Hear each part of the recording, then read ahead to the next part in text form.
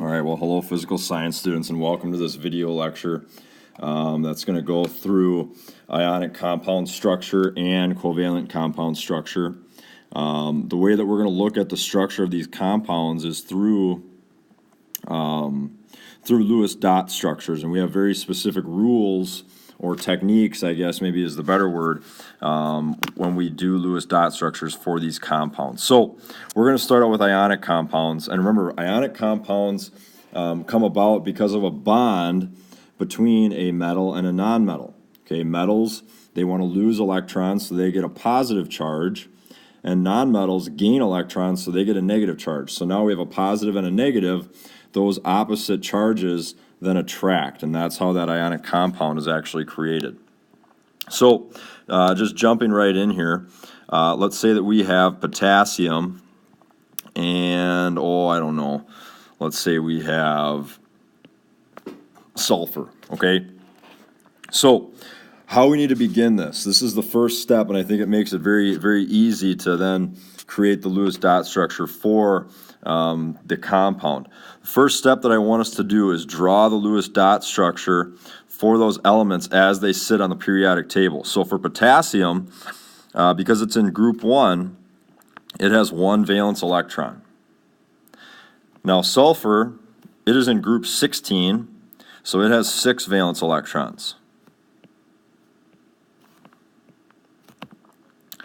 Now remember, compounds come about because elements want to be happy. They want to have that full outer shell. So for potassium to be happy, it wants to lose this 1 electron.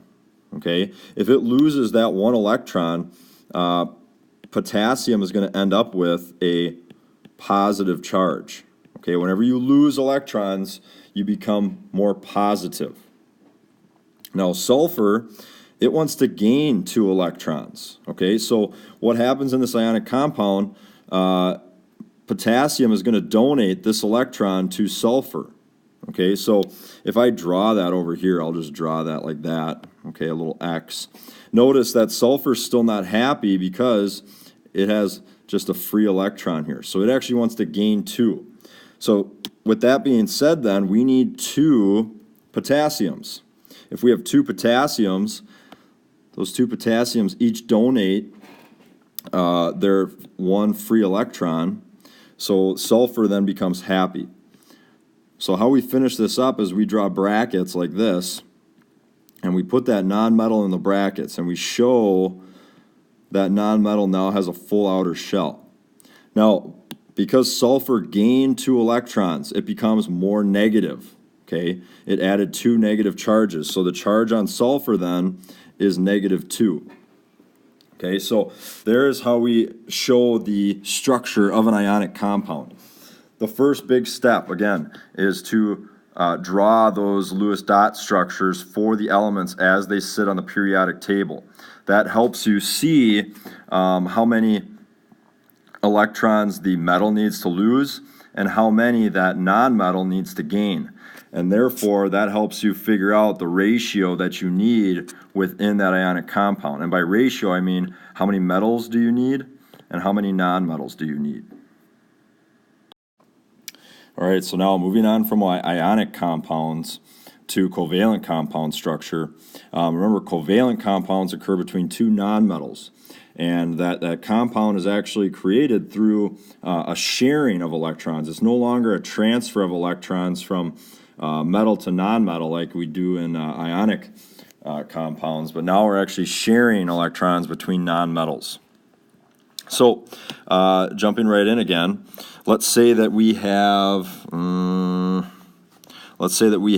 nitrogen and chlorine. Okay, so those are 2 nonmetals. Now, similar first step, I want you to draw the Lewis dot structure for these elements as they sit on the periodic table. Okay, so there we go. You can take a look at these on your own. So nitrogen has 5 valence electrons and chlorine has 7 valence electrons. So Taking a look at nitrogen. For nitrogen to be happy, it wants to gain 3 electrons. And for chlorine to be happy, it wants to gain 1 electron. So we can take a look here and say that nitrogen will ask chlorine to share this valence electron. And chlorine could ask nitrogen to share this valence electron. So what that's going to look like here then is chlorine's going to say, hey, can I have this one? And nitrogen's going to say, hey, can I have this one? Okay, now, if we take a look here, chlorine now, if we look inside this red circle, chlorine has 2, 4, 6, 8 valence electrons. But if we look at nitrogen, if we count the valence electrons it has 1, 2, 3, 4, 5, 6. So nitrogen is still missing 2. It still wants 2 to be happy. So what that means is that we need to have some more chlorines. So I could draw another chlorine down here.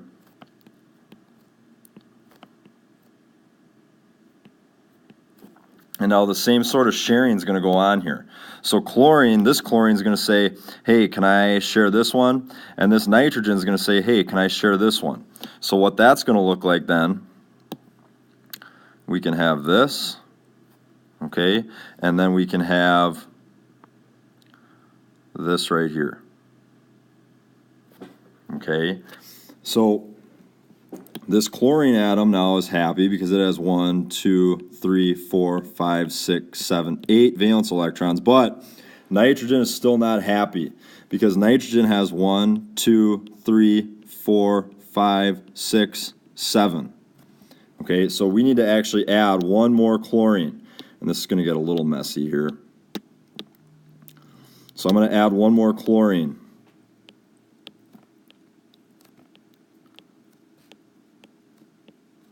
Okay, and now the same sort of sharing goes on. So chlorine is going to share this one right here, and nitrogen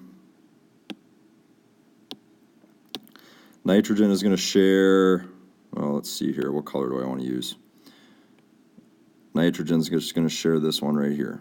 Okay, so that's pretty messy now, but you can see here now that we have 1, 2, 3 pairs of shared electrons. Now, how we actually represent that in a Lewis dot structure, and I'm just going to draw that down here.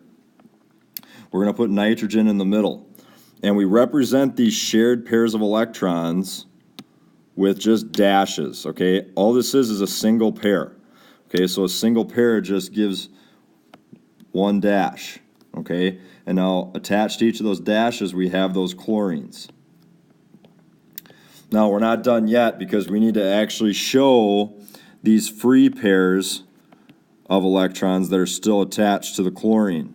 So all the way around here then, we're going to go 1, 2, 3, 4, 5, 6, 1, 2, 3, 4, 5, 6, 1, 2, 3, 4, 5, 6. Okay, so down here then is our completed Lewis dot structure for that covalent compound between nitrogen and chlorine.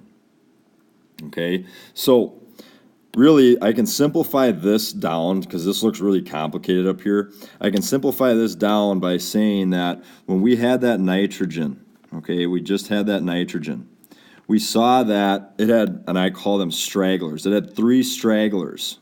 Okay, so that means that we're probably going to have 3 pairs of shared electrons here for nitrogen to be happy. And we can see that down here. We have 1, 2, 3 pairs of shared electrons. So to make this a little easier with this covalent compound, draw these Lewis dot structures and see how many stragglers you have. And that's going to really help you to see how many of those single bonds you actually need within that compound. All right, so I hope that this video was helpful to refresh your memory or to learn it from the first time if you were not here.